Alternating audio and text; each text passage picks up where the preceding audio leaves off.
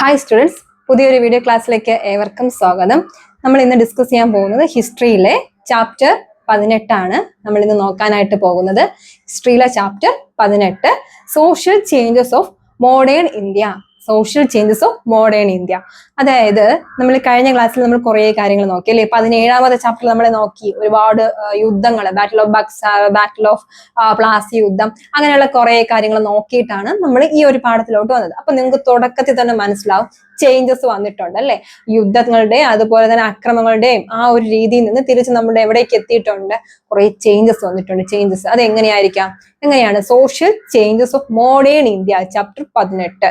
ഇതിൽ നമുക്ക് കുറച്ച് കാര്യങ്ങളുണ്ട്. മെക്കാളെ മിനിറ്റ്സ്, പ്രാർത്ഥനാ സമാജം, അതുപോലെ തന്നെ നമ്മുടെ ആര്യ സമാജം, ബ്രഹ്മ സമാജം, ഹണ്ടർ കമ്മീഷൻ, അതുപോലെ സർ സെയ്ദ് അഹമ്മദ് ഖാൻ, ഇങ്ങനെയുള്ള കുറേ കാര്യങ്ങൾ നമുക്ക് ഈ പാഠത്തിൽ ഡിസ്കസ് ചെയ്യാനായിട്ടുണ്ട്. അപ്പൊ വൈകിപ്പിക്കണ്ടല്ലോ, ക്ലാസ്സിലോട്ട് പോയാലോ.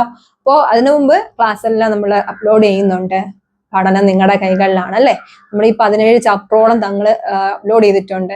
എത്രത്തോളം നിങ്ങൾ പഠിച്ചു എന്ന്, അല്ലെങ്കിൽ എത്രത്തോളം നിങ്ങൾ മനസ്സിലാക്കിയെന്ന് നിങ്ങൾ തന്നെ നിങ്ങളോട് ചോദിക്കുക അല്ലെ. ഒരു സെൽഫായിട്ടുള്ള ഒരു കാര്യമാണത്.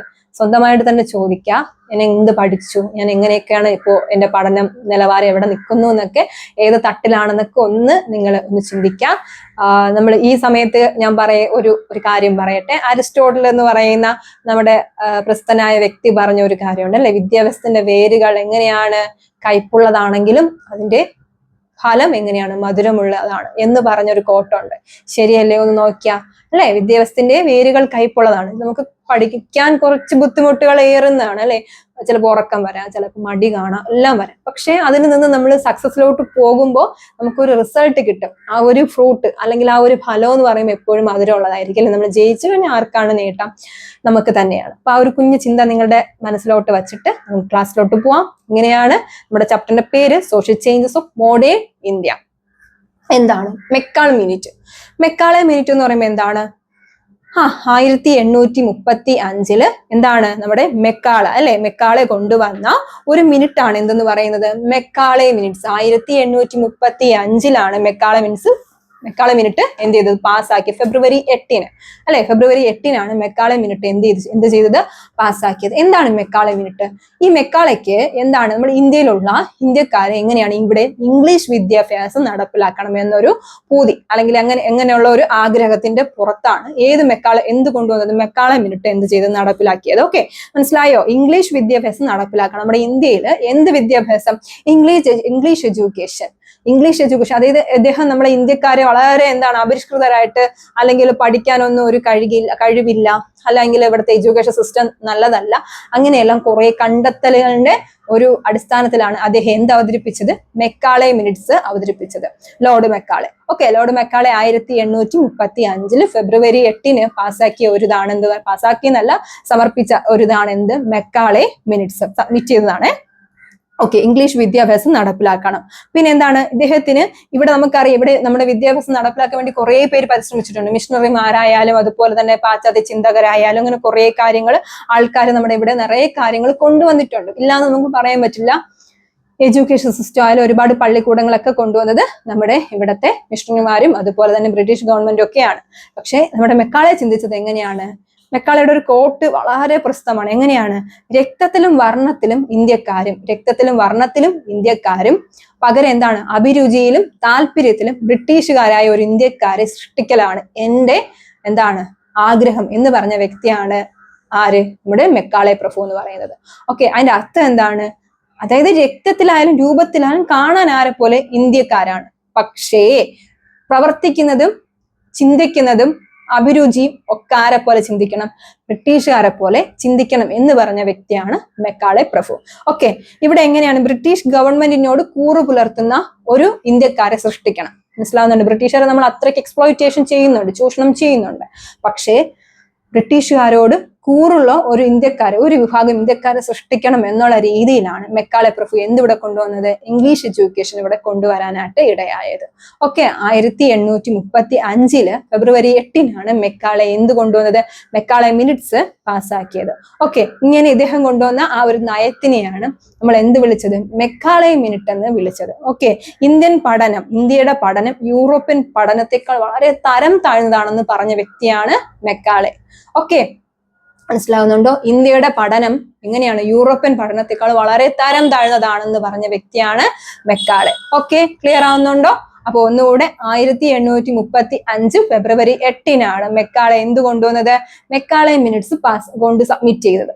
ഓക്കെ, എന്താണ് അദ്ദേഹത്തിന്റെ ആ ഒരു ഗുട്ടൻസ്, അല്ലെങ്കിൽ നമ്മൾ പറയുന്നത് പോലെ അദ്ദേഹത്തിന്റെ അങ്ങനെ കൊണ്ടുവരാനുള്ള കാരണം എന്തായിരുന്നു? കൊണ്ടുവരാനുള്ള കാരണം എന്താണ്? നമ്മുടെ ഇന്ത്യക്കാരോട് എന്താണ് വളരെ വെറുപ്പും വിദ്വേഷവും ഒക്കെ ഉണ്ടായിരുന്ന ഒരു വ്യക്തിയാണ്. ഇന്ത്യയുടെ പഠനത്തെ, അല്ലെങ്കിൽ ഇന്ത്യൻ പഠനത്തെ, അല്ലെങ്കിൽ ഇന്ത്യയിലുള്ള കൾച്ചറൊക്കെ വളരെ മോശമാണെന്നും ഇന്ത്യക്കാർക്ക് ഒന്നിനും കഴിയില്ല എന്നൊക്കെ പറഞ്ഞ വ്യക്തിയാണ്. അതായത് ഇന്ത്യയുടെ പഠനം എന്ന് പറഞ്ഞാൽ യൂറോപ്യൻ പഠനത്തെക്കാൾ വളരെ താഴ്ന്നതാണ്. അപ്പോ ഇവിടെ ഇംഗ്ലീഷ് എഡ്യൂക്കേഷൻ കൊണ്ടുവരണം. ഇംഗ്ലീഷ് എഡ്യൂക്കേഷൻ കൊണ്ടുവരുമ്പോൾ ഇവിടുത്തെ പീപ്പിൾസ്, അല്ലെങ്കിൽ ഇവിടുത്തെ ആൾക്കാർ ആരോട് കൂറുള്ളതായിട്ട് മാറും? ബ്രിട്ടീഷ് ഗവൺമെന്റിനോട് കൂറുള്ള ആൾക്കാരായിട്ട് മാറാം. അതിനു വേണ്ടിയിട്ട് കൊണ്ടുവന്ന ഒരു സിസ്റ്റമാണ് മെക്കാളെ മിനിറ്റ്സ്. അതായത് അഭ്യസ്തവിദ്യരായ നമ്മുടെ ഇന്ത്യക്കാരെ എന്ത് ചെയ്യണം? രക്തത്തിലും വർണ്ണത്തിലും ഇന്ത്യക്കാരും, എന്നാൽ അഭിരുചിയിലും താല്പര്യത്തിലും ഒക്കെ ആരായിട്ട് മാറണം? സദാചാര ബോധത്തിലും ബ്രിട്ടീഷുകാരായി മാറാൻ വേണ്ടിയിട്ട് കൊണ്ടുവന്ന ഒരു സംഹിതയാണ് എന്ത് വിളിക്കുന്നത്? Macaulay minute. മെക്കാളെ മിനിറ്റ് എപ്പോഴാണ് കൊണ്ടുവന്നത്? 1835 ഫെബ്രുവരി 8 മെക്കാളെ മിനിറ്റ് സബ്മിറ്റ് ചെയ്തത്. ക്ലിയർ? ഇംഗ്ലീഷ് എഡ്യൂക്കേഷൻ കൊണ്ടുവരുമ്പോൾ എന്ത് ചെയ്യും? സ്വാഭാവികമായിട്ടും ബ്രിട്ടീഷ് ഗവൺമെന്റിനോട് കൂറുള്ള ഒരു വിഭാഗം ജനങ്ങളായിട്ട് നമ്മുടെ ഇന്ത്യക്കാരെ എന്ത് ചെയ്യും? മാറും എന്നാണ് ഇദ്ദേഹം പറഞ്ഞത്. ക്ലിയർ ആവുന്നുണ്ടോ? ഇതാണ് മെക്കാളെ മിനിറ്റ്സ്. ക്ലിയർ? അടുത്ത് നമുക്ക് നോക്കാനായിട്ടുള്ളത് എന്താണ് ഹണ്ടർ കമ്മീഷൻ. ഹണ്ടർ കമ്മീഷൻ എപ്പോഴാണ് വന്നത്? 1882 ശ്രദ്ധിച്ചിരിക്കുക, 1882 ഹണ്ടർ കമ്മീഷൻ വന്നത്. ഇത് ഹണ്ടർ കമ്മീഷൻ റിപ്പൺ പ്രഭു എന്താണ് ഗവർണർ ജനറൽ ആയിരുന്ന സമയത്താണ് ഹണ്ടർ കമ്മീഷൻ എന്ത് ചെയ്തത്? വില്യം ഹണ്ടർ വില്യം ഹണ്ടർ എന്ന് പറയുന്ന ഒരു വ്യക്തിയാണ് ഈ ഒരു വിദ്യാഭ്യാസ കമ്മീഷൻ കൊണ്ടുവന്നത്. ഓക്കെ, ശ്രദ്ധിച്ചിരിക്കുക. അതുകൊണ്ട് അദ്ദേഹത്തിന്റെ പേരിൽ തന്നെ ഈ കമ്മീഷൻ അറിയപ്പെട്ടു, ഹണ്ടർ കമ്മീഷൻ. ക്ലിയർ? ഒരു വിദ്യാഭ്യാസ കമ്മീഷൻ ആയിരുന്നു ഹണ്ടർ കമ്മീഷൻ. ഹണ്ടർ കമ്മീഷൻ എന്ത് കമ്മീഷൻ ആയിരുന്നു? ഒരു വിദ്യാഭ്യാസ കമ്മീഷൻ. 1882 ഈ ഹണ്ടർ കമ്മീഷൻ നിലവിൽ വന്നത്. ഇത് ആര് ഗവർണർ ജനറൽ ആയിരുന്ന സമയത്താണ്? റിപ്പൺ പ്രഭു, ലോർഡ് റിപ്പണിന്റെ കാലഘട്ടത്തിലാണ് ഹണ്ടർ കമ്മീഷൻ വന്നത്. ആരാണ് ഹണ്ടർ കമ്മീഷൻ കൊണ്ടുവന്നത്? William Hunter. പേരെന്താണ്? William Hunter. അതുകൊണ്ട് തന്നെ ഈ ഹണ്ടർ കമ്മീഷൻ എന്ത് പേരിലായിട്ട്? അദ്ദേഹത്തിന്റെ പേരിൽ അറിയപ്പെട്ടു, ഹണ്ടർ കമ്മീഷൻ. ഇതൊരു വിദ്യാഭ്യാസ കമ്മീഷൻ ആയിരുന്നു. ക്ലിയർ? സിമ്പിൾ ആയിട്ട് പഠിച്ചു വെക്കുക, ഇത്രയാണ്. ഓക്കെ, എന്നിട്ട് ഇതിൽ കുറെ ശുപാർശകൾ എന്ത് ചെയ്യുന്നിട്ടുണ്ട്? അദ്ദേഹം പറഞ്ഞിട്ടുണ്ട്. എങ്ങനെയാണ് പറഞ്ഞത്? പ്രൈമറി വിദ്യാഭ്യാസം തദ്ദേശ സ്വയംഭരണത്തിന്റെ കീഴിലാക്കണം എന്ന് അഭിപ്രായപ്പെട്ട കമ്മീഷനാണ് നമ്മുടെ ഹണ്ടർ കമ്മീഷൻ. അതായത് പഞ്ചായത്തിന്റെ കീഴിൽ ഏത് ഭരണമാക്കണം, ഏത് വിദ്യാഭ്യാസം ആക്കണം? Primary education. ക്ലിയർ ആവുന്നുണ്ടോ? പ്രൈമറി എഡ്യൂക്കേഷൻ പഞ്ചായത്ത് അല്ലെങ്കിൽ എന്താണ് നമ്മുടെ തദ്ദേശ സ്വയംഭരണങ്ങൾക്ക് വിട്ടുകൊടുക്കണം എന്ന് പറഞ്ഞ കമ്മീഷനാണ് നമ്മുടെ ഹണ്ടർ കമ്മീഷൻ. പിന്നെ എന്താ പറഞ്ഞത്? പ്രൈമറി സ്കൂളിൽ പഠിപ്പിക്കുന്ന ടീച്ചേഴ്സിന് എന്ത് കൊടുക്കണം? പരിശീലനം കൊടുക്കണം. ഓക്കെ, പരിശീലനം നേടിയിരിക്കണം, ട്രെയിനിങ് നേടിയിരിക്കണം. കുട്ടികളെ പഠിപ്പിക്കണമെങ്കിൽ എന്ത് വേണം? നമുക്കറിയാം, ക്ലാസ് റൂം മീറ്റിംഗ് എന്നൊക്കെ പറഞ്ഞ നമ്മുടെ അധ്യാപകർ പോകുന്നത് പോലെ പരിശീലനം നേടിയിരിക്കണം. പ്രൈമറി സ്കൂളിലെ കുട്ടികളുടെ പഠിപ്പിക്കുന്ന അധ്യാപകർ എന്ത് നേടിയിരിക്കണം? പരിശീലനം നേടിയിരിക്കണം എന്ന് പറഞ്ഞ കമ്മീഷനും എന്താണ്? ഹണ്ടർ കമ്മീഷനാണ്. പിന്നെ ഇവിടെ എന്താ പറയുക? സെക്കൻഡറി വിദ്യാഭ്യാസ മാധ്യമം ഇംഗ്ലീഷ് ആക്കണം. ശുപാർശകളാണ്. ഇത് പോയിന്റ് പഠിച്ചേ പറ്റൂ. എന്താണ്? സെക്കൻഡറി വിദ്യാഭ്യാസത്തിലെ എന്താണ്? മാധ്യമം, അത് സംസാരിക്കുന്ന ലാംഗ്വേജും അതുപോലെ തന്നെ എഡ്യൂക്കേഷൻ സിസ്റ്റത്തിലുള്ള ലാംഗ്വേജ് ഏതായിരിക്കണം? ഇംഗ്ലീഷ് ആയിരിക്കണം. ഓക്കെ, ഇവരെല്ലാം യൂറോപ്യൻസ് ആണല്ലോ, അല്ലെങ്കിൽ ഇവരെല്ലാം ബ്രിട്ടീഷുകാരാണല്ലോ. അതുകൊണ്ട് എന്തായിരിക്കും? സ്വാഭാവികമായിട്ട് എന്ത് ലാംഗ്വേജിനെ പ്രൊമോട്ട് ചെയ്യുള്ളൂ? ഇംഗ്ലീഷ് ലാംഗ്വേജിനെ പ്രൊമോട്ട് ചെയ്യുള്ളൂ. അപ്പൊ ഇംഗ്ലീഷ് ആയിരിക്കും. ഇനി അടുത്തെന്താണ്? കോളേജ് അധ്യാപന മേഖലയിൽ നിയമനം കിട്ടാൻ ഇംഗ്ലീഷ് എഡ്യൂക്കേഷൻ പഠിച്ചവരായിരിക്കണം അധ്യാപകർ. ഓക്കെ, ഇംഗ്ലീഷ് എഡ്യൂക്കേഷൻ ആർജിച്ചവരായിരിക്കണം ഈ അധ്യാപകർ എന്ന് പറയുന്നത്. പിന്നെ സ്വകാര്യ വിദ്യാലയങ്ങളിൽ എന്ത് കൊടുക്കുക? മതപഠനം നടത്തുക. അതായത് പ്രൈവറ്റ് സെക്ടറുകളിൽ സ്വകാര്യ വിദ്യാഭ്യാസം അവിടെയൊക്കെ എന്ത് കൊടുക്കണം? മതപഠനം എന്ന് പറഞ്ഞാൽ മതത്തെ കുറിച്ചുള്ള കാര്യങ്ങളൊക്കെ പറഞ്ഞു. നമുക്കിപ്പോ സ്കൂളുകളിൽ അങ്ങനെ ചെയ്യാൻ പാടില്ലല്ലേ? അതൊരു എന്താണ്? ഒരു നിരോധിച്ച കാര്യമാണ്. നമുക്ക് ഒരു മതത്തിനെ ഫോക്കസ് ചെയ്ത് നമുക്ക് എന്ത് ചെയ്യാൻ പാടില്ല?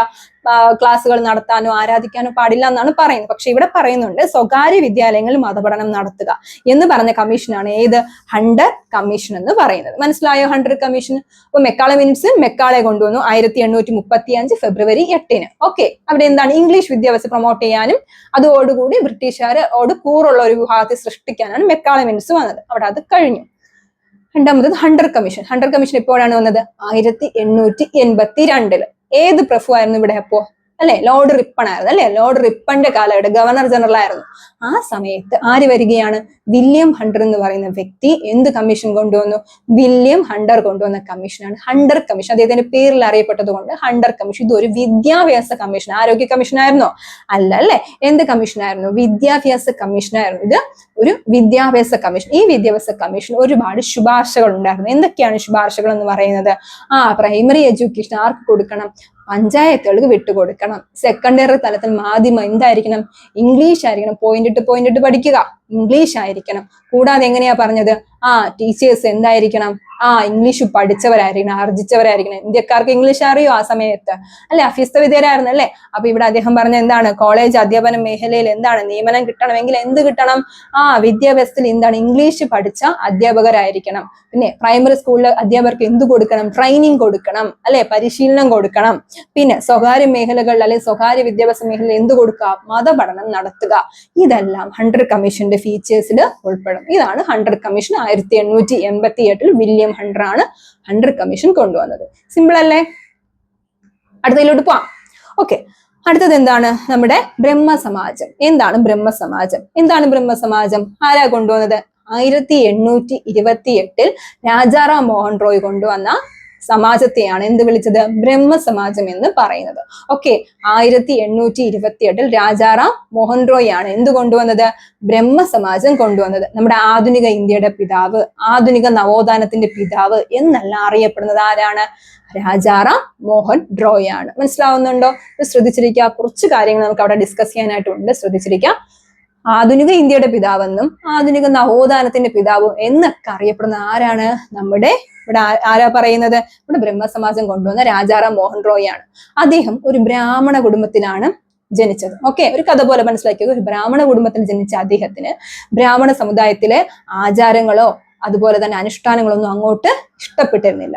അപ്പൊ അതിനെ അദ്ദേഹം ചോദ്യം ചെയ്തു. അദ്ദേഹം അത് നല്ലതല്ലല്ലോ, അതിലുള്ള കുറേ വിഗ്രഹാരാധന, അതുപോലെ തന്നെ ജാതി വ്യവസ്ഥ, അതുപോലെ തന്നെ ഒരുപാട് അനാചാരങ്ങൾ ഉണ്ടായിരുന്നു അല്ലെ. അതിനൊന്നും അദ്ദേഹത്തിന് ഇഷ്ടപ്പെട്ടില്ല. അതുകൊണ്ട് അദ്ദേഹം അതിനെ ചോദ്യം ചെയ്തു. ചോദ്യം ചെയ്തത് കൊണ്ട് അദ്ദേഹത്തിന് കുടുംബത്തിൽ നിന്ന് തന്നെ ഭ്രഷ്ട് കൽപ്പിച്ചു. അതായത് പടിയടച്ച് നമ്മൾ ഒപ്രസ് ചെയ്യുക എന്നൊക്കെ പറയില്ല, അതുപോലെ അദ്ദേഹത്തിന് ഭ്രഷ്ട് കൽപ്പിച്ച ഒരു നവോത്ഥാന നായകനായിരുന്നു ആര്? രാജാറാം മോഹൻ റോയ്. ഒന്ന് ചിന്തിച്ചു നോക്കുക. അദ്ദേഹത്തിന്റെ ധൈര്യം ഒന്ന് സമ്മതിച്ചു കൊടുക്കണം അല്ലെ. കാരണം സ്വന്തം സമുദായത്തിൽ നിന്ന് തന്നെ അദ്ദേഹം എന്ത് ചെയ്യുകയാണ്? പുറത്ത് ആകുകയാണ്. ഓക്കെ, അങ്ങനെ അദ്ദേഹത്തിന്റെ ആശയങ്ങൾ സംഘടിപ്പിച്ച് അദ്ദേഹത്തിന്റെ ആശയങ്ങൾ നിലനിർത്തി കൊണ്ടുപോകാൻ അദ്ദേഹം കൊണ്ടുവന്ന ഒരു സംഹിതയാണ് നമ്മുടെ ബ്രഹ്മസമാജം. ഏത് ഇയറിലാണ് വന്നത്? 1828. മനസ്സിലായോ? സ്വന്തം മാതാവിനാൽ തന്നെ ഭ്രഷ്ട് കൽപ്പിക്കപ്പെട്ട വ്യക്തി എന്ന് നമുക്ക് ചരിത്രം പഠിക്കുമ്പോൾ മനസ്സിലാവും. ഓക്കെ, അപ്പോൾ അദ്ദേഹത്തിന് ഭ്രഷ്ട് കൽപ്പിക്കുക എന്ന് പറയുമ്പോൾ വീട്ടിൽ നിന്നും പുറത്താക്കി. അതായത് ബ്രാഹ്മണ മതത്തെ ചോദ്യം ചെയ്തത് കൊണ്ട്. ബ്രാഹ്മണ മതത്തിൽ ജനിച്ച വ്യക്തിയാണ് അല്ലെ. എന്നിട്ട് അദ്ദേഹത്തെ എന്ത് ചെയ്തു? അദ്ദേഹത്തിന്റെ മതത്തിൽ നിന്ന് തന്നെ അദ്ദേഹത്തെ പുറത്താക്കി. ഓക്കെ, അപ്പൊ 1828 ബ്രഹ്മസമാജം കൊണ്ടുവന്നു. എന്തിനാണ് ഈ ബ്രഹ്മസമാജം കൊണ്ടുവന്നത്? ബ്രാഹ്മണ മതത്തിലെ അനാചാരങ്ങളെ എതിർക്കുന്നതിനാണ് ബ്രഹ്മസമാജം കൊണ്ടുവന്നത്. ബ്രാഹ്മണ മതത്തിലെ അനാചാരം, വിഗ്രഹ ആരാധന അല്ലെ, ജാതി വ്യവസ്ഥ, ഇങ്ങനെയുള്ള കാര്യങ്ങളെല്ലാം അല്ലെ, ഇതിനെല്ലാം ശൈശവ വിവാഹം, സതി, ഇതിനെല്ലാം മാറ്റുന്നതിനാണ് അദ്ദേഹം എന്ത് കൊണ്ടുവന്നത്? ബ്രഹ്മസമാജം കൊണ്ടുവന്നത്.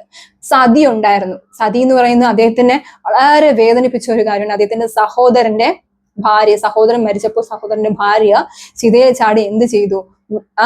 സതി അനുഷ്ഠിക്കേണ്ടതായിട്ട് വന്നു. ഇത് കണ്ടെന്ന് അദ്ദേഹത്തിന് വളരെ വളരെ വേദന തോന്നി. അപ്പോ തന്റെ സ്വന്തം ചേട്ടത്തി അല്ലെങ്കിൽ ഏട്ടത്തി അമ്മയെ എന്ത് ചെയ്യാൻ കഴിഞ്ഞില്ല? അദ്ദേഹത്തിനെ രക്ഷിക്കാനായിട്ട് കഴിഞ്ഞില്ല. അപ്പൊ അത് അദ്ദേഹത്തിന്റെ മനുഷ്യ മനസ്സിനെ തന്നെ വളരെ ഉലച്ച ഒരു സംഭവമായിരുന്നു. അതിനെ തുടർന്നാണ് അദ്ദേഹം സതിക്കെതിരെ വളരെ ധൈര്യമായിട്ട് പോരാടാനായിട്ട് ശ്രമിച്ചത്. അങ്ങനെയാണ് 1829 സതി അദ്ദേഹം നിർത്തലാക്കി. വില്യം ബെന്റിക് പ്രഭുവിന്റെ എന്താണ് നേതൃത്വത്തിൽ അദ്ദേഹത്തിന്റെ ശുപാർശയിൽ എന്ത് ചെയ്യുന്നുണ്ട്, സതി നിർത്തലാക്കി. ഏത് ഇയർ ആണ്? 1820. സതി നിങ്ങൾക്ക് എല്ലാവർക്കും അറിയാം, പറഞ്ഞു തരേണ്ട ആവശ്യമില്ല. ഒരു ഭർത്താവിന്റെ മരണം സംഭവിക്കുകയാണെങ്കിൽ ഭാര്യ എന്ത് ചെയ്യണം? ആ ചിതയിൽ ചാടി ജീവൻ എന്ത് ചെയ്യണം? കെടുത്തുന്ന അല്ലെങ്കിൽ ജീവൻ കൊടുക്കുന്ന ആ ഒരു അവസ്ഥ, ജീവൻ ചാടി മരിക്കുക. ആ ഒരു സംഹിത ഇവിടെ നമ്മുടെ ഇന്ത്യയിൽ ഉണ്ടായിരുന്നു. വളരെ എന്താണ് പൈശാചികമായ ഒരു കാര്യമാണ് അല്ലെ. സ്വന്തം ജീവൻ തന്നെ എന്ത് ചെയ്യുന്നു? ജീവിച്ച് ചിലപ്പോൾ കൊതി തീർന്നു കാണത്തില്ല അല്ലെ. അങ്ങനെയുള്ള സമയത്ത് എന്ത് ചെയ്യുന്നു? ഇങ്ങനെയുള്ള ഒരു ദുരാചാരത്തെ അദ്ദേഹം വളരെ എതിർത്തു. അങ്ങനെയാണ് 1829 സതി അദ്ദേഹം നിർത്തലാക്കി. തന്റെ എന്താണ് വില്യം ബെന്റിക് പ്രഭുവിന്റെ നേതൃത്വത്തിൽ അദ്ദേഹം 1829 ഈ സതിയെ ഇവിടെ നിന്ന് തുടച്ച് മാറ്റി. സതി അനുഷ്ഠിക്കാൻ ഇനി പാടില്ല എന്ന് പറഞ്ഞ വ്യക്തിയാണ്. അപ്പൊ എന്തൊക്കെയാണ്? പിന്നെ ഇദ്ദേഹം മോണോതീസം എന്ന് പറയുമ്പോൾ എന്താണ്? ഏകദൈവ വിശ്വാസത്തിനാണ് പ്രാധാന്യം നൽകിയത്. പോയിന്റ് പഠിക്കാം. നോക്കിക്കേ, ബ്രാഹ്മണ മതത്തിലെ മേധാവിത്വത്തെ എതിർത്ത വ്യക്തി. സതി നിർത്തലാക്കി. ഏത് വർഷം? 1829. മൂന്നാമത്തെ പോയിന്റ്, 1828 എന്ത് കൊണ്ടുവന്നു? ബ്രഹ്മസമാജം കൊണ്ടുവന്നു. എന്തിനാ കൊണ്ടുവന്നത്? ബ്രാഹ്മണ സമുദായത്തിലെ വിഗ്രഹാരാധന, ജാതി വ്യവസ്ഥ, സതി ഇവയെല്ലാം മാറ്റുന്നതിനാണ് എന്ത് കൊണ്ടുവന്നത്? ബ്രഹ്മസമാജം കൊണ്ടുവന്നത്. പിന്നെ എന്താ? ഏത് വർഷമാണ് സതി നിർത്തലാക്കിയത്? 1829. ആരുടെ ശുപാർശയും? വില്യം ബെന്റിക് പ്രഭുവിന്റെ നേതൃത്വത്തിൽ അദ്ദേഹം എന്ത് ചെയ്തു? നമ്മുടെ സതി നിർത്തലാക്കി. പിന്നെ ഒരു പോയിന്റ് കൂടെ ശ്രദ്ധിച്ചിരിക്കുക, മോണോതീസം എന്ന് പറയുമ്പോൾ എന്താണ്? മോണോ എന്ന് പറഞ്ഞാൽ ഒന്ന്. ഏകദൈവ വിശ്വാസത്തെയാണ് അദ്ദേഹം എന്ത് ചെയ്തത്? ആഗ്രഹിച്ചത്. അല്ലെങ്കിൽ ഏകദൈവ വിശ്വാസം വേണം അല്ലെ. ഒരു മനുഷ്യന് എന്താണ്? ഏകദൈവ വിശ്വാസത്തിൽ എന്ത് ചെയ്യുക? അടിയുറച്ചു നിൽക്കുക എന്ന് പറഞ്ഞ വ്യക്തിയാണ് ആര്? ഏകദൈവ തത്വം എന്ത് ചെയ്യുക? പ്രചരിപ്പിക്കാൻ വേണ്ടിയിട്ട് കൊണ്ടുവന്നതാണ് എന്ത്? നമ്മുടെ ബ്രഹ്മസമാജം. ഒരു ദൈവമേ ഉള്ളൂ അല്ലെ. അങ്ങനെ എന്ത് ചെയ്തു? ഏകദൈവ വിശ്വാസം എന്ത് ചെയ്തു? അദ്ദേഹം പ്രോത്സാഹിപ്പിച്ചു. പിന്നെ ഇസ്ലാം മതത്തെ സ്നേഹിച്ചു. അതുപോലെ തന്നെ ഇവിടെ പറയുന്നുണ്ട് ക്രിസ്തു മതത്തെ എന്ത് ചെയ്തു? അദ്ദേഹം സ്നേഹിച്ചു. അതിലുള്ള നല്ല ആശയങ്ങളെല്ലാം അദ്ദേഹം എന്ത് ചെയ്തു? എടുത്തു. ഓക്കെ, ഇതെല്ലാം നമ്മുടെ രാജാറാം മോഹൻ റോയുടെ ബ്രഹ്മസമാജത്തിലൂടെയുള്ള കാര്യങ്ങൾ ആണ്. പിന്നെ കൽക്കട്ടയിൽ ഒരു ഹിന്ദു കോളേജ് സ്ഥാപിക്കുന്ന അതിനിടയായ ഒരു വ്യക്തിയാണ് ആര്? ഈ വിദ്യാഭ്യാസത്തെ വളരെയധികം പ്രോത്സാഹിപ്പിച്ച വ്യക്തിയാണ് രാജാറാം മോഹൻ റോയ്. ഓക്കെ, ബ്രഹ്മസമാജത്തിനകത്ത് എഴുതാനുള്ള കാര്യമാണ്. കൽക്കട്ടയിൽ ഒരു ഹിന്ദു കോളേജ് അദ്ദേഹം എന്ത് ചെയ്തു? സ്ഥാപിച്ചു. ഓക്കെ, പിന്നെ അദ്ദേഹത്തിന് ഒരു പോയിന്റ് കൂടെ നമ്മൾ പഠിക്കാം. ഇന്ത്യയുടെ ദേശീയ പത്രപ്രവർത്തനത്തിന്റെ പിതാവ് എന്ന് രാജാറാം മോഹൻ റോയെ പറയുന്നു. ഇന്ത്യയുടെ ദേശീയ പത്രപ്രവർത്തനത്തിന്റെ സ്ഥാപകൻ അല്ലെങ്കിൽ പിതാവ് എന്ന് പറയുന്നത് ആരാണ്? രാജാറാം മോഹൻ റോയ്. അദ്ദേഹത്തിന്റെ പ്രധാനപ്പെട്ട ഒരു പത്രമുണ്ട്, ആർക്കെങ്കിലും അറിയാവോ? സംവാദ് കൗമുദി. അദ്ദേഹത്തിന്റെ പ്രധാനപ്പെട്ട പത്രത്തിന്റെ പേര് സംവാദ് കൗമുദി. ഇതൊക്കെ നമ്മുടെ ബ്രഹ്മസമാജം എഴുതുമ്പോൾ നിങ്ങൾ അതിനുള്ളിൽ എഴുതുക. ഓക്കെ, അദ്ദേഹത്തിന്റെ ആശയങ്ങൾ പ്രകടിപ്പിക്കുന്നതിന് വേണ്ടിയിട്ട് അദ്ദേഹം കൊണ്ടുവന്ന പത്രമാണ് ഏത്? സംവാദ് കൗമുദി. ഓക്കെ, ക്ലിയർ ആണല്ലോ. ആധുനിക വിദ്യാഭ്യാസത്തിന്റെ പിതാവ് എന്നറിയപ്പെടുന്നു, ആധുനിക ഇന്ത്യയുടെ പിതാവ് എന്നറിയപ്പെടുന്നു, ഇന്ത്യൻ നവോത്ഥാനത്തിന്റെ പിതാവ്, പിന്നെ ദേശീയ പത്രപ്രവർത്തന പിതാവ്. എത്ര പിതാവായി? 4 ആയല്ലേ. എന്തൊക്കെയാണ്? ആധുനിക ഇന്ത്യയുടെ പിതാവ് ആരാണ്? രാജാറാം മോഹൻ റോയ്. ആധുനിക നവോത്ഥാനത്തിന്റെ പിതാവ് അല്ലെങ്കിൽ ഇന്ത്യൻ നവോത്ഥാനത്തിന്റെ പിതാവ് രാജാറാം മോഹൻ റോയ്. പിന്നെ ആധുനിക വിദ്യാഭ്യാസത്തിന്റെ പിതാവ്, കാരണം വിദ്യാഭ്യാസം അത്രയധികം പ്രോത്സാഹിപ്പിച്ച ഒരു വ്യക്തിയാണ് അല്ലെ. അതുകൊണ്ട് നവോത്ഥാനത്തിന്റെ പിതാവ് എന്നറിയപ്പെട്ടു, നമ്മുടെ വിദ്യാഭ്യാസത്തിന്റെ പിതാവ് എന്നറിയപ്പെട്ടു, പത്രപ്രവർത്തനത്തിന്റെ പിതാവ്. ആധുനിക ഇതാണ് ദേശീയ പത്രപ്രവർത്തന പിതാവ് എന്നറിയപ്പെടുന്ന ആരാണ്? രാജാറാം മോഹൻ റോയ്. അദ്ദേഹത്തിന്റെ പത്രത്തിന്റെ പേര് സംവാദ് കൗമുദി. ബ്രഹ്മസമാജം മനസ്സിലായോ? വിഗ്രഹാരാധനയും ജാതി വ്യവസ്ഥയും സതിയെയും ശൈശവവിവാഹത്തെയും ഒക്കെ എതിർക്കുന്നതിനും ബ്രാഹ്മണ മേധാവിത്വം അടിച്ച് തകർക്കുന്നതിന് അല്ലെങ്കിൽ അടിച്ചമർത്തുന്നതിനും ബ്രാഹ്മണ മേധാവിത്വത്തിലെ അനാചാരങ്ങളെ എതിർക്കുന്നതിനും വേണ്ടിയിട്ട് തന്റെ ആശയങ്ങൾ പ്രകടിപ്പിക്കുന്നതിന് വേണ്ടിയിട്ട് 1828 കൊണ്ടുവന്നതാണ് എന്ത്? ബ്രഹ്മസമാജം. ആരാണ്? രാജാറാം മോഹൻ റോയ്. 1772 രാധാനഗർ എന്ന് പറയുന്ന സ്ഥലത്താണ് അദ്ദേഹം ജനിച്ചത്. 1772 രാധാനഗർ, കൽക്കട്ടയിലാണ് അദ്ദേഹത്തിന്റെ ജനനം. ജസ്റ്റ് ഒന്ന് അറിവിലത്തേക്ക് പറഞ്ഞു എന്നേ ഉള്ളൂ, എങ്കിലും ഒന്ന് ജസ്റ്റ് ഒന്ന് എഴുതി വെക്കുക. ഓക്കെ, രാജാറാം മോഹൻ റോയ് അല്ലെങ്കിൽ ബ്രഹ്മസമാജം എപ്പോഴാണ് വന്നത്? 1828 അദ്ദേഹം എന്ത് ചെയ്തത്? ബ്രഹ്മസമാജം സ്ഥാപിച്ചത്. 1829 സതി വില്യം ബെന്റിക് പ്രഭുവിന്റെ നേതൃത്വത്തിൽ നിർത്തലാക്കി. സ്വന്തം മാതാവിനാൽ തന്നെ ഭ്രഷ്ട് കൽപ്പിക്കപ്പെട്ട വ്യക്തിയാണ് ആര്? നമ്മുടെ രാജാറാം മോഹൻ റോയ്. കാരണം എന്താണ്? സ്വന്തം മതത്തിലുള്ള കാര്യങ്ങൾ തന്നെ ഇഷ്ടപ്പെട്ടില്ല, അതുകൊണ്ട് അതിനെ ചോദ്യം ചെയ്തുകൊണ്ട് വീട്ടിൽ നിന്ന് എന്ത് ചെയ്തു? പുറത്താക്കി. ഓക്കെ, ആധുനിക ഇന്ത്യയുടെ പിതാവ്, പിന്നെന്താണ്? ആധുനിക വിദ്യാഭ്യാസത്തിന്റെ പിതാവ്, പിന്നെ ഇന്ത്യൻ പത്രപ്രവർത്തന പിതാവ്, ഇന്ത്യൻ നവോത്ഥാനത്തിന്റെ പിതാവ് എന്നെല്ലാം അറിയപ്പെടുന്ന രാജാറാം മോഹൻ റോയ് ആണ്. സമാജത്തിന്റെ കാര്യങ്ങൾ എന്തൊക്കെയാണ്? സതി നിർത്തലാക്കി, ശൈശവവിവാഹം നിർത്തലാക്കി, പിന്നെന്താണ്? ജാതി വ്യവസ്ഥയെ എതിർത്തു, ബ്രാഹ്മണ മേധാവിത്വത്തെ തച്ചുടച്ചു. ഇതെല്ലാം ബ്രഹ്മസമാജത്തിൽ എഴുതുക. കൊണ്ടുവന്ന വർഷം 1828. ഇത്രയും നിങ്ങൾക്ക് മനസ്സിലായെന്ന് ഞാൻ വിശ്വസിക്കുന്നു. കാരണം സിമ്പിൾ ആയിട്ടുള്ള കാര്യങ്ങളാണ്. ഓക്കെ, ഇതാണ് ബ്രഹ്മസമാജം എന്ന് പറയുന്നത്. ഇനി അടുത്തൊരു ക്വസ്റ്റ്യൻ നിങ്ങൾക്ക് ഏതൊക്കെയാണ് നിങ്ങളുടെ ടെക്സ്റ്റിൽ കൊടുത്തിട്ടുള്ളത്? പ്രാർത്ഥന സമാജം. എന്താണ് പ്രാർത്ഥന സമാജം?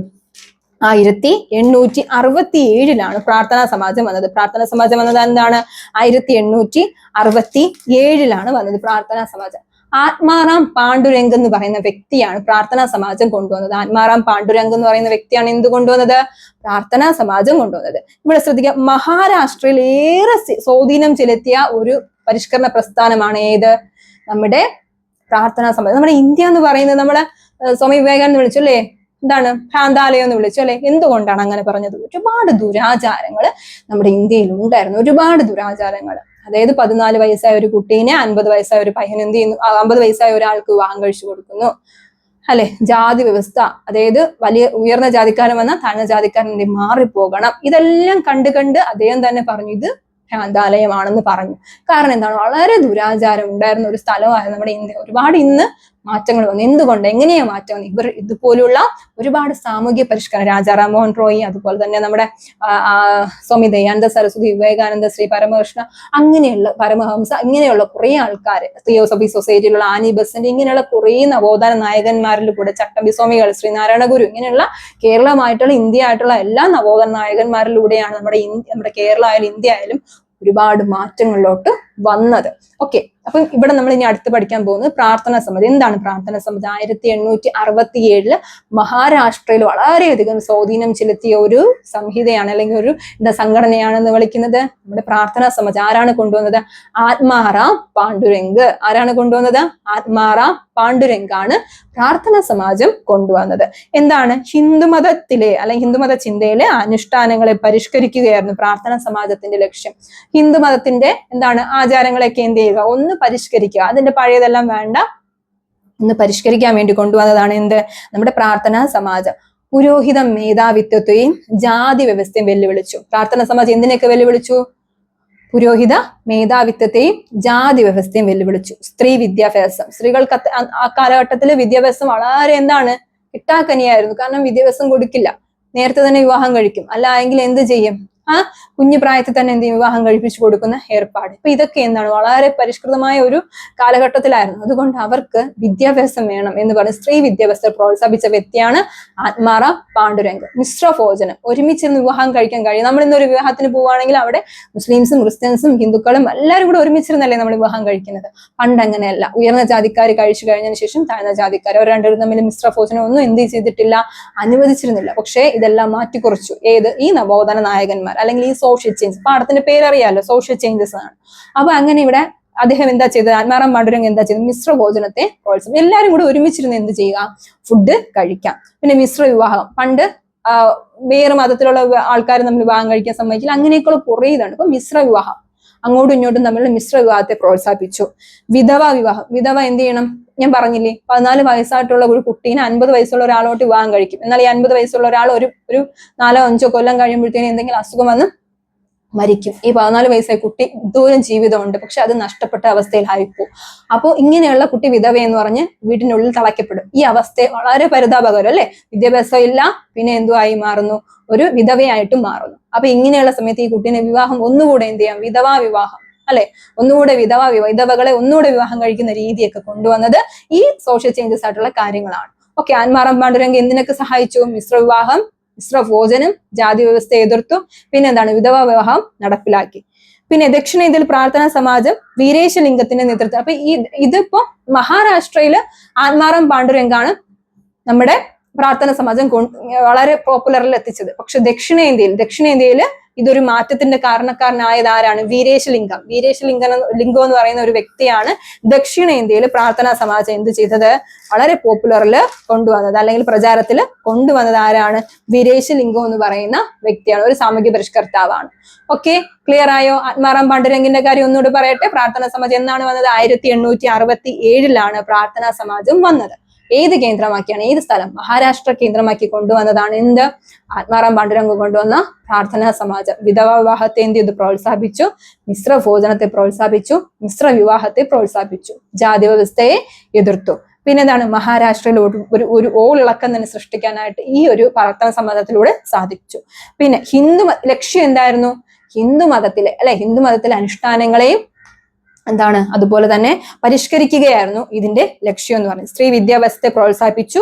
പിന്നെ ഇവിടെ മഹാരാഷ്ട്രയിൽ ഇദ്ദേഹമാണ് പ്രവർത്തിച്ചതെങ്കിൽ ദക്ഷിണേന്ത്യയിൽ ആരാണ്? വീരേശലിംഗം എന്ന് പറയുന്ന വ്യക്തിയാണ് നമ്മുടെ പ്രാർത്ഥനാ സമാജത്തെ കൊണ്ടുവന്നത്. ഓക്കെ, ക്ലിയർ ആണല്ലോ? അപ്പൊ മെക്കാളെ മീൻസ് നോക്കി, പ്രാർത്ഥനാ സമാജം നോക്കി, ബ്രഹ്മസമാജം നോക്കി.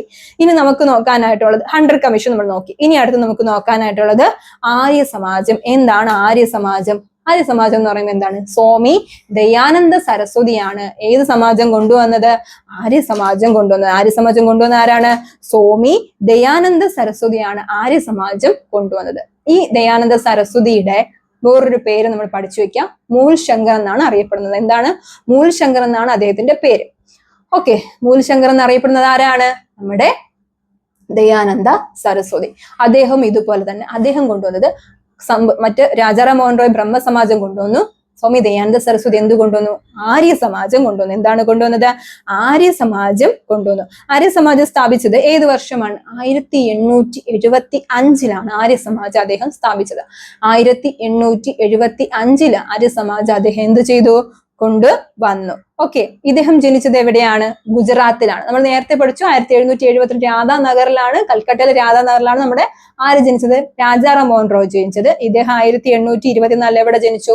ഗുജറാത്തിലാണ് ജനിച്ചത്. 1824 എവിടെ ജനിച്ചു? ഗുജറാത്തിലാണ് ജനിച്ചത്. പേരെങ്ങനെയായിരുന്നു? മൂൽ ശങ്കർ എന്നാണ് അറിയപ്പെട്ടത്. തുടക്ക കാലഘട്ടത്തിൽ എങ്ങനെയാണ് അറിയപ്പെട്ടത്?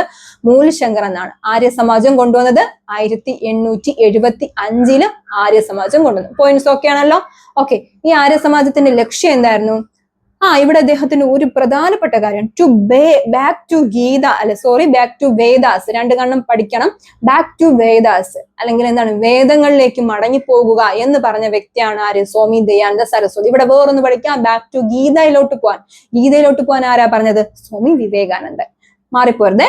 സ്വാമി വിവേകാനന്ദൻ എന്താ പറഞ്ഞത്? ബാക്ക് ടു ഗീതയിലേക്ക് മടങ്ങി പോകുക എന്ന് പറഞ്ഞത് സ്വാമി വിവേകാനന്ദൻ. വേദങ്ങളിലേക്ക് മടങ്ങിപ്പോകുക എന്ന് പറഞ്ഞത് ആരായിരുന്നു? നമ്മുടെ സ്വാമി ദയാനന്ദ സരസ്വതി. അപ്പൊ വേദങ്ങളിലേക്ക് മടങ്ങിപ്പോകുക, അവിടെ നിന്ന് നമുക്ക് തുടങ്ങാം. വേദത്തിലേക്ക് മടങ്ങിപ്പോകുക, അല്ലെ? വേദങ്ങളിലേക്ക് മടങ്ങിപ്പോകുക എന്ന് പറഞ്ഞ വ്യക്തിയാണ് സ്വാമി ദയാനന്ദ സരസ്വതി. ഇവിടെ പറയുന്നത് എന്താണ്? ഹിന്ദു മതത്തിലെ കാൽവിൻ എന്നാണ് അദ്ദേഹത്തെ അറിയപ്പെട്ടത്. ഹിന്ദു മതത്തിലെ കാൽവിൻ എന്നറിയപ്പെട്ടത് ആരാണ്? നമ്മുടെ ദയാനന്ദ സരസ്വതിയാണ്. ഇദ്ദേഹം ഇവിടെ പറഞ്ഞ കാര്യം തന്നെയാണ്. എന്താണ്? നമ്മുടെ ജാതി വ്യവസ്ഥ, മിശ്രഭോജനം, അതുപോലെ തന്നെ അനാചാരങ്ങൾ, അല്ലെ? ഇങ്ങനെയുള്ള അഴിമതി, അനാചാരം, ഇതിനെല്ലാം എതിർത്ത വ്യക്തിയാണ് ആര്? നമ്മുടെ ദയാനന്ദ സരസ്വതി. വേറെ അമിതമായിട്ട് ഇവിടെ ഒന്നും പഠിക്കാനില്ല. എന്താണ്?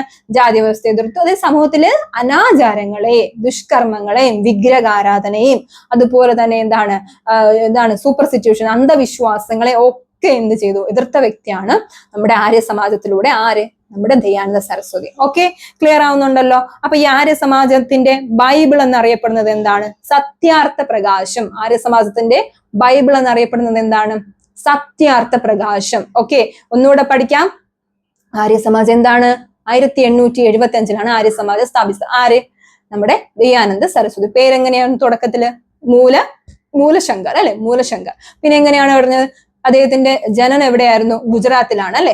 എപ്പോഴാണ്? 1824 പിന്നെ ഇവിടെ പറഞ്ഞു എന്താണ്? അദ്ദേഹത്തിന്റെ നമ്മുടെ ഹിന്ദു മതത്തിലെ കാൽവിൻ എന്നറിയപ്പെട്ടു. പിന്നെ ആര്യ സമാജത്തിന്റെ ബൈബിൾ എന്നറിയപ്പെടുന്നത് എന്താണ്? സത്യാർത്ഥ പ്രകാശ. എന്താണ്? സത്യാർത്ഥ പ്രകാശ എന്നറിയപ്പെടുന്നതാണ് ആര്യ സമാജത്തിലെ ബൈബിൾ ആണ്. പിന്നെ ഇവിടെ പറയുന്നുണ്ട് ശുദ്ധി പ്രസ്ഥാനം കൊണ്ടുവന്നു. ശുദ്ധി പ്രസ്ഥാനം എന്ന് പറഞ്ഞാൽ എന്താണ്? ഹിന്ദു മതത്തിൽ നിന്ന് ധാരാളം പേര് ഹിന്ദു മതം വിട്ട് മറ്റു മതങ്ങളിലേക്ക് പോയി. മനസ്സിലാവുന്നുണ്ടോ? ഹിന്ദു മതത്തിൽ നിന്ന് കുറെ ആൾക്കാർ എവിടേക്ക് പോയി? മറ്റു മതങ്ങളിലേക്ക് പോയി. അവരെ തിരിച്ചു കൊണ്ടുവരുന്നതിന് വേണ്ടിയിട്ട് അദ്ദേഹം കൊണ്ടുവന്ന ഒരു സംഹിത അല്ലെങ്കിൽ അദ്ദേഹം കൊണ്ടുവന്ന ഒരു പ്രസ്ഥാനമാണ് ശുദ്ധി പ്രസ്ഥാനം. ഓക്കെ, ശുദ്ധി മൂവ്മെന്റ്സ് എന്ന് പറയും. ശുദ്ധി മൂവ്മെന്റ് എന്താണ്? ശുദ്ധി എന്ന് പറയുന്നത് എന്താണ്? പ്യൂരിറ്റി എന്നൊക്കെ പറയും, അല്ലെ? ഹിന്ദു മതത്തിലുള്ള കുറെ ആൾക്കാർ ഹിന്ദു മതം ഉപേക്ഷിച്ച് മറ്റു സ്ഥലങ്ങളിലോട്ട് മറ്റു മതങ്ങൾ തേടിപ്പോയി. അവരെ ഒന്നൊന്നായി എന്ത് ചെയ്യുക? തിരിച്ചു കൊണ്ടുവരണം എന്നുള്ള ലക്ഷ്യത്തിലൂടെ കൊണ്ടുവന്ന ഒരു പ്രസ്ഥാനമാണ് ശുദ്ധി പ്രസ്ഥാനം. ഓക്കെ, ശുദ്ധി പ്രസ്ഥാനം കൊണ്ടുവന്നു, അല്ലെ? അദ്ദേഹം. അപ്പൊ ശുദ്ധി പ്രസ്ഥാനം കൊണ്ടുവന്നത് ആരാണ്? നമ്മുടെ സ്വാമി ദയാനന്ദ സരസ്വതി. ഓക്കെ, അദ്ദേഹത്തിനെ കുറിച്ച് നമുക്ക് ഇത്രയും കാര്യങ്ങളൊക്കെയാണ് ഇവിടെ പഠിക്കാനായിട്ട് ഉള്ളത്. ഓക്കെ, ഒന്നുകൂടെ നമുക്ക് നോക്കാം. എന്താണ് സ്വാമി ദയാനന്ദ സരസ്വതി? ആരാണ്? ആര്യ സമാജം കൊണ്ടുവന്ന വ്യക്തിയാണ് ആര്? സ്വാമി ദയാനന്ദ സരസ്വതി. ആര്യ സമാജം എപ്പോഴാണ് വന്നത്? 1875. മൂലശങ്കർ എന്ന പേരിൽ അറിയപ്പെട്ടു. പോയിന്റ് പഠിക്കാം. ആര്യ സമാജം എന്തിനൊക്കെ എതിർത്തു? വിഗ്രഹാരാധന, അതുപോലെ തന്നെ എന്താണ് ജാതി വ്യവസ്ഥ, സതി, അതുപോലെ തന്നെ മറ്റ് അനാചാരങ്ങൾ, സമൂഹത്തിലെ അനാചാരങ്ങളെ, ദുഷ്കർമ്മങ്ങളെ, അതുപോലെ തന്നെ അന്ധവിശ്വാസങ്ങളെ ഒക്കെ എതിർത്ത പ്രസ്ഥാനമായിരുന്നു ഏത്? ആര്യ സമാജം. ആര്യ സമാജത്തിന്റെ ബൈബിളാണ് സത്യാർത്ഥ പ്രകാശം. ആര്യ സമാജത്തിന്റെ ബൈബിള് സത്യാർത്ഥ പ്രകാശം. പിന്നെ അദ്ദേഹം എവിടെയാണ് ജനിച്ചത്? ഗുജറാത്തിലാണ് അദ്ദേഹത്തിന്റെ ജനനം എന്ന് പറയുന്നത്. ജസ്റ്റ് നിങ്ങളുടെ ജനനം അതിന് വലിയ ഇമ്പോർട്ടന്റ് എന്നാലും പറഞ്ഞു പോയതാണ്. പിന്നെ എന്താണ് അദ്ദേഹം കൊണ്ടുവന്ന ഒരു പ്രസ്ഥാനമാണ് ശുദ്ധി പ്രസ്ഥാനം. ശുദ്ധി പ്രസ്ഥാനം എന്ന് പറയുമ്പോൾ എങ്ങനെയായിരിക്കാം? ഹിന്ദു മതത്തിൽ നിന്ന് ധാരാളം പേർ മറ്റു മതങ്ങളിലേക്ക് എന്ത് ചെയ്തു? പാലായനം ചെയ്തു. അവരെ തിരിച്ച് ഹിന്ദു മതത്തിലേക്ക് തന്നെ കൊണ്ടുവരാൻ വേണ്ടിയിട്ട് കൊണ്ടുവന്നതാണ് ആര്? ശുദ്ധി പ്രസ്ഥാനം. ആര് കൊണ്ടുവന്നു? ദയാനന്ദ സരസ്വതി, അല്ലെങ്കിൽ സ്വാമി ദയാനന്ദ സരസ്വതി എന്ന് പറയുന്നു. ഓക്കെ, ക്ലിയർ ആണല്ലോ. ഹിന്ദു മതത്തിലെ കാൽവിൻ എന്നറിയപ്പെടുന്നത് ആരാണ്? ഈ ഒരു ദയാനന്ദ സരസ്വതിയാണ് പറയുന്നത്. അപ്പൊ ആര്യ സമാജം അവിടെ കഴിഞ്ഞു. ആര്യ സമാജം കഴിഞ്ഞു, ബ്രഹ്മസമാജം കഴിഞ്ഞു. പിന്നെ പ്രാർത്ഥനാ സമാജം. പ്രാർത്ഥനാ സമാജം കൊണ്ടുവന്നത് ആത്മാറാം പാണ്ഡുരംഗ്. ബ്രഹ്മസമാജം രാജാറാം മോഹൻ റോയ് 1828. അടുത്ത ആര്യ സമാജം കൊണ്ടുവന്ന ആരാണ്? സ്വാമി ദയാനന്ദ സരസ്വതി 1875. ക്ലിയർ? ഡൗട്ട് ഉണ്ടോ? സിമ്പിൾ അല്ലേ? ഓക്കെ, അടുത്തതിലോട്ട് പോവാം. അടുത്തത് എന്താണ്? നമ്മുടെ സെയ്ദ് അഹമ്മദ് ഖാന്റെ റോളാണ് നിങ്ങളുടെ ക്വസ്റ്റ്യനിൽ കൊടുത്തിട്ടുള്ളത്. എന്താണ് സർ സെയ്ദ് അഹമ്മദ് ഖാന്റെ റോൾ? എന്തൊക്കെയാണ് സർ സെയ്ദ് അഹമ്മദ് ഖാൻ എന്തൊക്കെ നമ്മുടെ നാടിന് വേണ്ടി അല്ലെങ്കിൽ നമ്മുടെ ഇന്ത്യക്ക് വേണ്ടിയിട്ട് ചെയ്തിട്ടുണ്ട്? അലിഗഡ് പ്രസ്ഥാനം രൂപീകരിച്ച വ്യക്തിയാണ് ആര്? സർ സെയ്ദ് അഹമ്മദ് ഖാൻ. അലിഗഡ് പ്രസ്ഥാനം എപ്പോഴാണ്? 1875 അലിഗഡ് പ്രസ്ഥാനം കൊണ്ടുവന്ന വ്യക്തിയാണ് ആര്? സർ സെയ്ദ് അഹമ്മദ് ഖാൻ. എന്താണ് അലിഗഡ് പ്രസ്ഥാനം? മുസ്ലിം സമുദായത്തിന് വേണ്ടിയിട്ട് കൊണ്ടുവന്നതാണ്. ഒന്ന് ശ്രദ്ധിച്ചിരിക്കുക. മുഹമ്മദൻ ആംഗ്ലോ ഓറിയന്റഡ് കോളേജ് സ്ഥാപിച്ചു. ഓക്കെ, അടുത്തത് എന്താണ്? അലിഗഡ് പ്രസ്ഥാനം രൂപീകരിച്ചു. പിന്നെ മുഹമ്മദൻ ആംഗ്ലോ ഓറിയന്റഡ് കോളേജ് എവിടെ സ്ഥാപിച്ചു? അലിഗഡ് എവിടെയാണ്? യുപിയിലാണ്. അപ്പൊ അലിഗഡ് എന്ന് പറഞ്ഞ സ്ഥലം എവിടെയാണ്? യുപിയിലാണ്. അപ്പൊ അത് സ്ഥാപിച്ച വ്യക്തി ആരാണ്? സർ സെയ്ദ് അഹമ്മദ് ഖാൻ ആണ്. അദ്ദേഹം പറഞ്ഞ ഒരു കാര്യം, ഒരു കോട്ടുണ്ട്, ശ്രദ്ധിച്ചിരിക്കുക. ഇന്ത്യയാകുന്ന വധുവിന്റെ ഓരോ കണ്ണുകളാണ് ഹിന്ദുവും അതുപോലെ മുസ്ലിമും എന്ന് പറഞ്ഞ വ്യക്തിയാണ് ആര്? സർ സെയ്ദ് അഹമ്മദ് ഖാൻ. കോൺട്രിബ്യൂഷൻ ആണ് നമ്മൾ അവിടെ ചോദിക്കുന്നത്. സർ സെയ്ദ് അഹമ്മദ് ഖാനെ കുറിച്ച് എഴുതാൻ ചോദിക്കും. എങ്ങനെ എഴുതും? അലിഗഡ് പ്രസ്ഥാനം രൂപീകരിച്ച വ്യക്തിയാണ് സർ സെയ്ദ് അഹമ്മദ് ഖാൻ. പിന്നെ എന്താണ്? മുഹമ്മദൻ ആംഗ്ലോ ഓറിയന്റഡ് കോളേജ് എവിടെ സ്ഥാപിച്ചു? അലിഗഡിൽ, അല്ലെ, യുപിയിൽ സ്ഥാപിച്ച വ്യക്തി. പിന്നെ ഒരു കോട്ട് പറഞ്ഞിട്ടുണ്ട്. എന്താണ്? ഇന്ത്യയാകുന്ന വധുവിന്റെ ഓരോ കണ്ണുകളാണ് ഹിന്ദുവും മുസ്ലിമും എന്ന് പറഞ്ഞ വ്യക്തിയാണ് നമ്മുടെ ആര്? സർ സെയ്ദ് അഹമ്മദ് ഖാൻ. പിന്നെ എന്താണ്? ലോയൽ മുഹമ്മദൻസ് ഓഫ് ഇന്ത്യ എന്ന പത്രം സ്ഥാപിച്ചു. അദ്ദേഹത്തിന്റെ സംവാദ കൗമുദി എന്നൊരു പത്രം പഠിച്ചു. അത് ആരാ കൊണ്ടുവന്നത്? രാജാറാം മോഹൻ റോയ്, അല്ലെ, ഇന്ത്യൻ ദേശീയ പത്രപ്രവർത്തന പിതാവ് എന്നറിയപ്പെട്ടു. ഇവിടെ പറഞ്ഞു ലോയൽ മുഹമ്മദൻസ് എന്ന് പറയുന്ന ഒരു പത്രം സ്ഥാപിച്ച വ്യക്തിയും കൂടെയായിരുന്നു ആര്? Sir Syed Ahmad Khan. Loyal Mohammedans of India എന്ന പത്രം സ്ഥാപിച്ച വ്യക്തിയാണ് സർ സെയ്ദ് അഹമ്മദ് ഖാൻ. പിന്നെ INC-ക്ക് എതിരായിട്ട് ഇദ്ദേഹം കൊണ്ടുവന്ന ഒരു സംഘടനയാണ് പാട്രിയോട്ടിക് അസോസിയേഷൻ. INC എന്ന് പറഞ്ഞാൽ എന്താണ്? ഇന്ത്യൻ നാഷണൽ കോൺഗ്രസ്, അല്ലെ.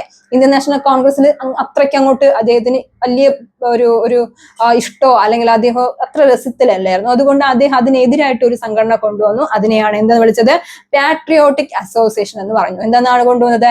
പാട്രിയോട്ടിക് അസോസിയേഷൻ കൊണ്ടുവന്നത് ആരാണ്? സർ സെയ്ദ് അഹമ്മദ് ഖാൻ ആണ്. ഏത് പാർട്ടി കൊണ്ടുവന്നു? പാട്രിയോട്ടിക് അസോസിയേഷൻ കൊണ്ടുവന്നത്. ഓക്കെ, ക്ലിയർ ആണല്ലോ. അപ്പൊ ഇവിടെ വേറൊന്നുമല്ല, സർ സെയ്ദ് അഹമ്മദ് ഖാൻ എന്താണ്? മുസ്ലിം സമുദായത്തിലെ സ്ത്രീകളുടെ ഉന്നമനത്തിന് വേണ്ടി പ്രവർത്തിച്ച വ്യക്തിയാണ് ആര്? നമ്മുടെ സർ സെയ്ദ് അഹമ്മദ് ഖാൻ. അദ്ദേഹം കൊണ്ടുവന്ന പ്രസ്ഥാനമാണ് അലിഗഡില് 1875 അലിഗഡ് പ്രസ്ഥാനം കൊണ്ടുവന്നു. ഓക്കെ, അലിഗഡ് പ്രസ്ഥാനം കൊണ്ടുവന്നു. പിന്നെ എന്താ ചെയ്തത്? മുഹമ്മദൻ ആംഗ്ലോ ഓറിയന്റഡ് കോളേജ് സ്ഥാപിച്ചു. എവിടെ? അതെവിടെയാണ്? അലിഗഡിലാണ്, അല്ലെ. പിന്നെ അത് പിന്നെയാണ് മുസ്ലിം യൂണിവേഴ്സിറ്റി ആയിട്ട് പിൽക്കാലത്തിൽ മാറിയിട്ടുണ്ട്. അത് നമുക്ക് അറിയണ്ട. പിന്നെ അടുത്ത് എന്താണ്? ഒരു കോട്ട് പറഞ്ഞു. ഇന്ത്യയാകുന്ന വധുവിന്റെ എന്താണ്? ഓരോ കണ്ണുകളാണ് ഹിന്ദു മുസ്ലിം എന്ന് പറഞ്ഞ വ്യക്തിയാണ് ആര്? നമ്മുടെ സർ സെയ്ദ് അഹമ്മദ് ഖാൻ. പിന്നെ ലോയൽ മുഹമ്മദൻ ഓഫ് ഇന്ത്യ എന്ന് പറയുന്ന പത്രം സ്ഥാപിച്ചു. INC-ക്ക് എതിരായിട്ട് അദ്ദേഹം കൊണ്ടുവന്ന സംഘടനയാണ് ഏത്? Patriotic association. അതായത് മുസ്ലിം സമുദായത്തിലുള്ള സ്ത്രീകളുടെ ഉന്നമനത്തിന് വേണ്ടിയിട്ട് ധാരാളം എന്താണ്? കോളേജുകളും വിദ്യാഭ്യാസ സ്ഥാപനങ്ങളും ഒക്കെ സ്ഥാപിച്ച വ്യക്തിയാണ് സർ സെയ്ദ് അഹമ്മദ് ഖാൻ. അപ്പൊ ഇത്രയാണ് നമ്മുടെ ഈ പാഠത്തിൽ നമുക്ക് ഡിസ്കസ് ചെയ്യാനായിട്ടുള്ളത്. നമ്മൾ എന്തോരം കാര്യങ്ങൾ നോക്കിയല്ലേ? മെക്കാളെ മീൻസ് എപ്പോഴാണ്? 1835 ഫെബ്രുവരി 8-നാണ് മെക്കാളെ മീൻസ് ഇംഗ്ലീഷ് വിദ്യാഭ്യാസം പ്രോത്സാഹിപ്പിക്കാൻ വേണ്ടിയിട്ട് കൊണ്ടുവന്നതാണ്. ഹണ്ടർ കമ്മീഷൻ എപ്പോഴാണ് വന്നത്? 1882 അല്ലെ. ഹണ്ടർ കമ്മീഷൻ, വില്യം ഹണ്ടർ ആരാണ്? അപ്പോഴുണ്ടായിരുന്നത് ലോർഡ് റിപ്പൺ ആണ് അല്ലെ. റിപ്പൺ പ്രഭുവിന്റെ നേതൃത്വത്തിൽ ആ സമയത്ത് വന്നതാണ് അല്ലെ ആണ്ടർ കമ്മീഷൻ. അതായത് വിദ്യാഭ്യാസ ഒരു കമ്മീഷനായിരുന്നു അല്ലെ. പ്രൈമറി വിദ്യാഭ്യാസമൊക്കെ എന്താണ് പഞ്ചായത്തിലോട്ട് കൊടുക്കുക, ആ ഒരു ഇത് കൊണ്ടുവന്നു. പിന്നെ അടുത്തത് എന്താണ്, നമ്മുടെ ആര്യ സമാജം. സ്വാമി ദയാനന്ദ സരസ്വതി 1875 ആര്യസമാജം സ്ഥാപിച്ചു. മൂലശങ്കർ എന്ന പേരിൽ അറിയപ്പെട്ടു. സത്യാർത്ഥ പ്രകാശ്, ആര്യസമാജത്തിന്റെ ബൈബിള്, ഒരുപാട് കാര്യങ്ങളുണ്ട് അല്ലെ. പിന്നെ പറഞ്ഞു വേദങ്ങളിലേക്ക് മടങ്ങിപ്പോവുക എന്ന് പറഞ്ഞതാണ് go to Vedas. Go to Gita ആരാണ്? സ്വാമി വിവേകാനന്ദൻ. ശുദ്ധി പ്രസ്ഥാനം കൊണ്ടുവന്നത് ആരാണ്? എല്ലാം ഒരു കൊട്ടിക്കലാശം പോലെ പറഞ്ഞേ. നിങ്ങൾ ഇങ്ങോട്ട് പറയുമ്പോൾ നിങ്ങൾക്ക് കൃത്യമായിട്ട് ഈ ക്ലാസ് കാണുമ്പോൾ തന്നെ നിങ്ങൾ ഇങ്ങോട്ട് റെസ്പോണ്ട് ചെയ്യുക അല്ലെ. ശുദ്ധി പ്രസ്ഥാനം കൊണ്ടുവന്നവരാണ് സ്വാമി ദയാനന്ദ സരസ്വതി. പിന്നെ ബ്രഹ്മസമാജം ആരാണ്? 1772 കൽക്കട്ടയിൽ രാധാനഗർ എന്ന് പറഞ്ഞ സ്ഥലത്ത് ജനിച്ച നമ്മുടെ രാജാറാം മോഹൻ റോയ് അല്ലെ. അദ്ദേഹം എന്താ കൊണ്ടുവന്നത്? ബ്രഹ്മസമാജം. തന്റെ ഭവനത്തിൽ നിന്ന് തന്നെ അദ്ദേഹത്തെ പുറത്താക്കി അല്ലെ. എന്തിനാ? ബ്രാഹ്മണ സമുദായത്തെ ചോദ്യം ചെയ്തതുകൊണ്ട് അദ്ദേഹം കൊണ്ടുവന്നതാണ് 1828 ബ്രഹ്മസമാജം. 1829 സതി നിർത്തലാക്കി. ആരുടെ പ്രേരണയാൽ? ആരുടെ ശുപാർശയാൽ? വില്യം ബെന്റിക് പ്രഭുവിന്റെ, ഇദ്ദേഹത്തിന്റെ പ്രേരണയിൽ വില്യം ബെന്റിക് പ്രഭു ആണ് എന്ത് ചെയ്തത്? സതി നിർത്തലാക്കിയത്. ബ്രഹ്മസമാജം എന്താണ്? വിഗ്രഹാരാധന, ജാതി വ്യവസ്ഥ, അതുപോലെ തന്നെ എന്താണ് അനാചാരങ്ങൾ, സതി, ഇവയെല്ലാം എതിർത്തു. ഓക്കെ, അവിടെ അത് കഴിഞ്ഞു. പിന്നെ അടുത്ത് നമ്മൾ സർ സയ്യിദ് അഹമ്മദ് ഖാൻ, മുഹമ്മദൻ അല്ലെ, മുസ്ലിം സമുദായത്തെ പരിഷ്കരിക്കുന്നതിന് വേണ്ടിയിട്ട് കൊണ്ടുവന്ന ഒരു പ്രസ്ഥാനമാണ് അലിഗഡ് പ്രസ്ഥാനം. ഓക്കെ, ഇത്രയും നമ്മളവിടെ നോക്കി. വളരെ ഇമ്പോർട്ടന്റ് ആയിട്ടുള്ള ഒരു പാഠമാണ്. നിങ്ങൾ ഉപേക്ഷ വിചാരിക്കരുത്, കാരണം പഠിച്ചേ പറ്റൂ. കാരണം ഈ സോഷ്യൽ ചേഞ്ചസ് എന്നൊരു പാഠം വളരെ ഇമ്പോർട്ടന്റ് ആണ്. പഠിക്കുക. ഒരുപാട് ഫീച്ചേഴ്സ് ഉണ്ട്, ഒരുപാട് ഫീച്ചേഴ്സ്. കാരണം നമുക്ക് എണ്ണിയാൽ ഒടുങ്ങാത്ത ഒരുപാട്, നമുക്ക് ഒത്തിരി നവോത്ഥാന നായകന്മാർ നമുക്ക് ഉണ്ട്. രാജാറാം മോഹൻ റോയ് തൊട്ട് അവസാനം ആനി ബെസന്റ്, അതുപോലെ തന്നെ ഒരുപാട് പേര് നമ്മുടെ എവിടെ ഉണ്ട്? ഇവിടെ ഉണ്ട് അല്ലെ. അപ്പോൾ ഇവിടെ നമുക്ക് ഒരുപാട് കാര്യങ്ങൾ പഠിക്കാനായിട്ടും ഉണ്ട്. അത്രയ്ക്കും ഉണ്ട്. വൈഡ് ആയിട്ടുള്ളൊരു പാഠമാണ്. നന്നായിട്ട് പഠിക്കാൻ പറ്റും. അത് ഓരോ ആരൊക്കെ എന്തൊക്കെ കൊണ്ടുവന്നു എന്ന് മാത്രം. ആര്യ സമാജം കൊണ്ടുവന്നത് ദയാനന്ദ സരസ്വതി, ബ്രഹ്മസമാജം കൊണ്ടുവന്നത് രാജാറാം മോഹൻ റോയ്, അലിഗഡ് പ്രസ്ഥാനം കൊണ്ടുവന്നത് സർ സയ്യിദ് അഹമ്മദ് ഖാൻ, പ്രാർത്ഥന സമാജം ആത്മാറാം പാണ്ഡുരംഗ്. ഇങ്ങനെ അത് എന്താണെന്ന് മാത്രമെങ്കിലും മനസ്സിലാക്കി വെക്കുക. അതിനുള്ളിലുള്ള കാര്യങ്ങൾ, അനാചാരങ്ങൾ എതിർത്തു നമുക്ക് എഴുതി ഫലിപ്പിക്കാനായിട്ട് കഴിയും. അപ്പൊ നന്നായിട്ട് പഠിക്കാം. നന്നായിട്ട് നിങ്ങളുടെ ഫ്രണ്ട്സിനോടും കൂടെ ക്ലാസ്സുകൾ കാണാനായിട്ട് പറയുക. എന്ത് സംശയം ഉണ്ടെങ്കിൽ നിങ്ങൾക്ക് ചോദിക്കാം. നോട്ട്സ് ഒന്നും എഴുതിയെടുക്കാൻ ശ്രമിക്കുക. അതായത് ഇത് വളരെ ഇമ്പോർട്ടന്റ് ആയിട്ടുള്ള പാഠമാണ്. നിർത്തി കേട്ട് നോട്ട് എഴുതിയെടുക്കുക. കൂടാതെ നിങ്ങളുടെ കൂട്ടുകാർക്ക് കൂടെ ഷെയർ ചെയ്ത് കൊടുക്കുക. ക്ലാസ്സുകൾ ഇഷ്ടപ്പെടുന്നുണ്ട് എങ്കിൽ നിങ്ങളുടെ വിലയേറിയ കമന്റ്സ് ഞാൻ പ്രതീക്ഷിക്കുന്നു. ക്ലാസ്സുകൾ ഇഷ്ടപ്പെടുന്നുണ്ടെങ്കിൽ ലൈക്ക് ചെയ്യുക, ഷെയർ ചെയ്യുക, സബ്സ്ക്രൈബ് ചെയ്യുക. അപ്പോൾ വീണ്ടും ഒരു പുതിയ ക്ലാസ്സുമായിട്ട് കാണുന്നവരേക്കും എല്ലാവർക്കും താങ്ക് യു.